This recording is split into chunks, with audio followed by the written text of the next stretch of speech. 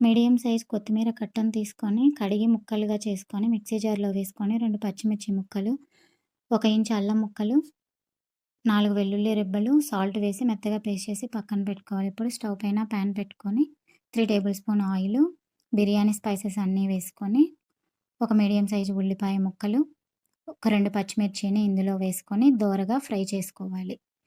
ఇదంతా కూడా మంచిగా ఫ్రై అయిన తర్వాత ముందుగా పేస్ట్ చేసి పక్కన పెట్టుకున్న కొత్తిమీర పేస్ట్‌ని ఈ ఉల్లిపాయల్లోకి యాడ్ చేసుకొని, అర టీ స్పూన్ పసుపు, అర టీ స్పూన్ సాల్ట్‌ని యాడ్ చేసుకొని, పచ్చి వాసన పోయేంత వరకు లో ఫ్లేమ్‌లోనే కుక్ చేసుకోవాలి. ఇలా ఆయిల్ అంతా పైకి తేలిన తర్వాత ఒకసారి కలిపేసుకొని, ముందుగా వండి పక్కన పెట్టుకున్న రైస్‌ని ఇదంతా ఇందులో వేసుకొని, ఇదంతా కూడా మంచిగా మిక్స్ అయ్యేలాగా కలుపుకోవాలి. సాల్ట్‌ని అడ్జస్ట్ చేసుకొని, హాఫ్ టేబుల్ స్పూన్ ఆమ్చూర్ పౌడర్‌ని వేసుకొని, ఇదంతా ఒకసారి మిక్స్ చేసుకొని, స్టవ్ ఆఫ్ చేసుకొని, సర్వ్ చేసుకోవడమే. కొత్తిమీర rice ready. Thank you for watching. Subscribe